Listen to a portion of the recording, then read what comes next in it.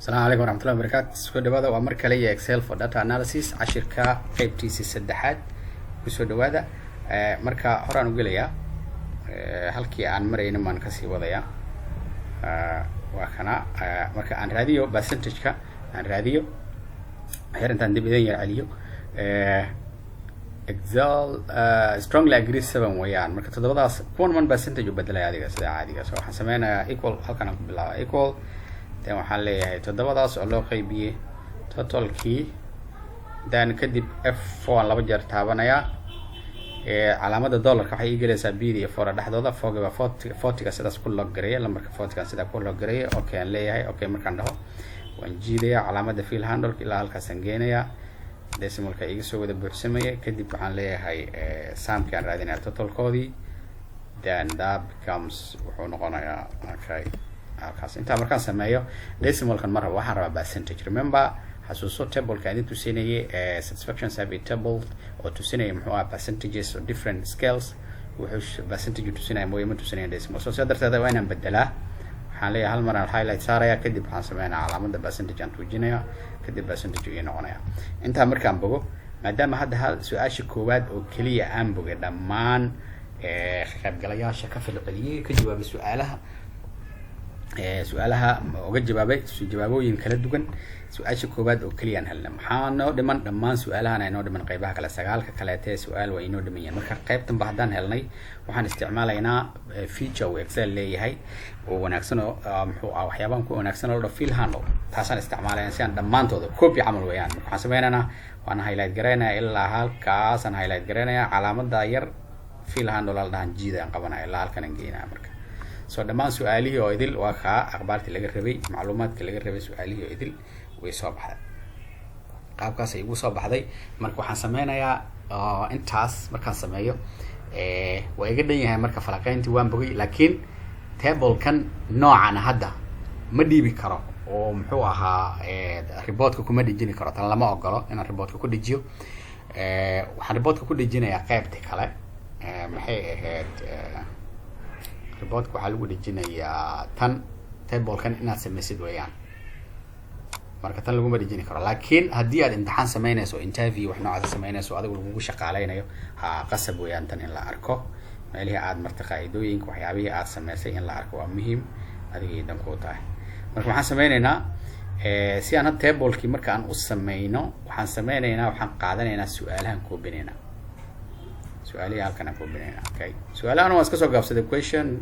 calaamada q bas iska soo laakiin marka sida caadi loo qori karaa hadhow aan dib u qoranaynaa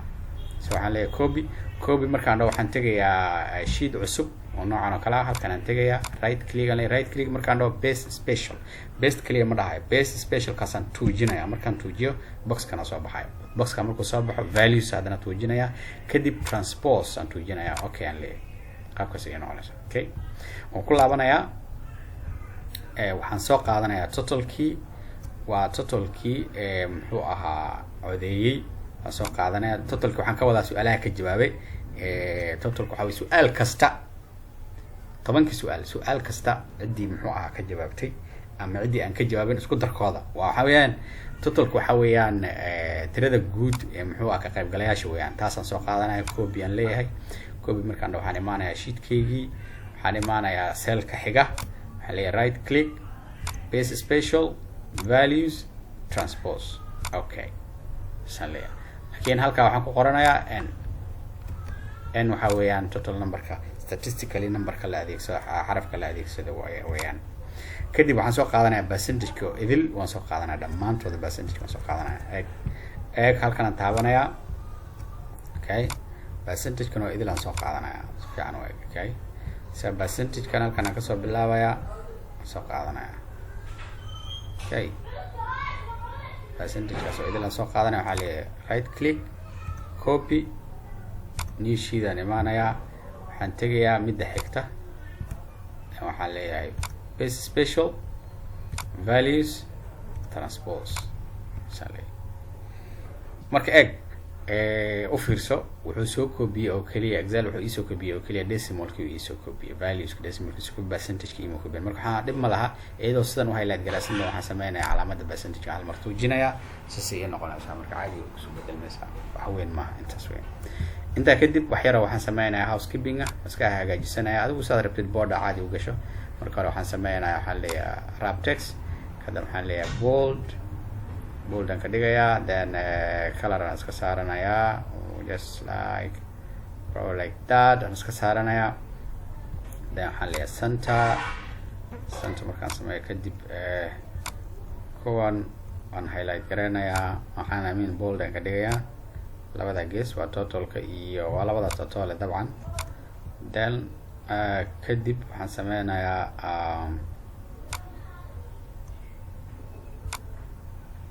arabka inuu toos okay ya respondent okay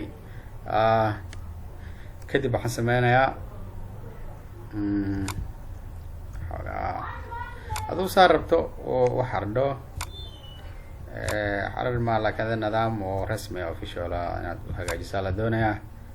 then kadib hal mar waxaan gelinayaa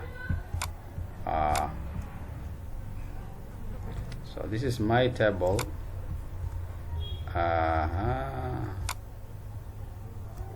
and then probably like that so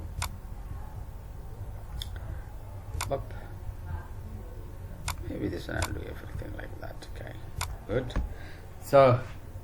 waka marka waka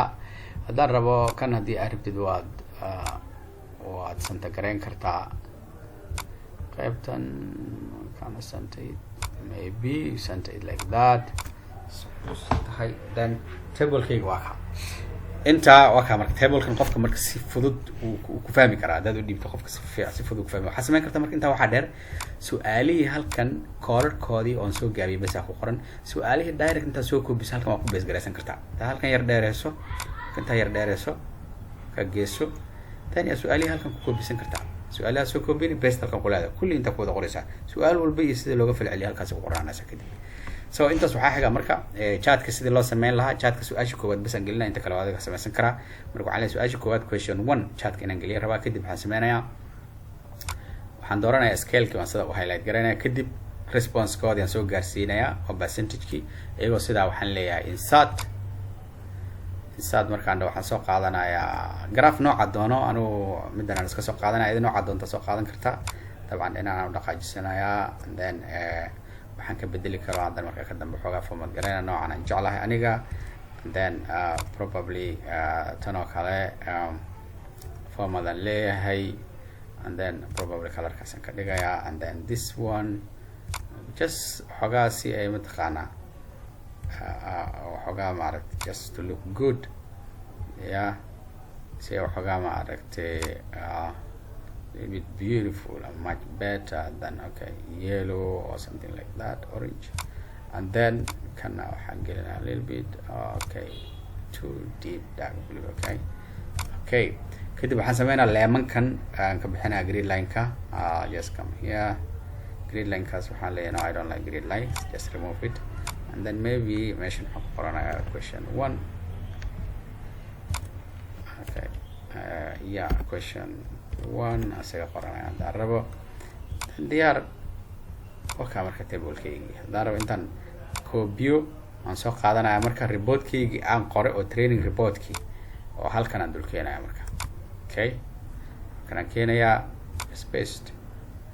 pasting ku leeyahay ay saas usoo gelaysaa markaa sida usoo gasho maybe I'll just going to say text wrap plus haddaan rabo waxyar intaan aan ka yareynayaa okay yar oo yareynayaa yes marka wuxuu noqonayaa discussion-kii aan halkan ku qoranaya marka okay hadda report-kan iska soo dhexgeliya aniga laakiin discussion-keedii waan halkan kaga hadlaya waxyaabihii marka su-aashan koowaad waa waxyaabahan aan combine garayna waxay discussion gadaal mar qayb kale aan kaga hadli doonaa cashirkan nama quseeyo halkaasaan kusoo gabagabeyn waxaan filaya inaad aad uga bogatay asalaamu calaykum waraxmatullahi wabarakatuh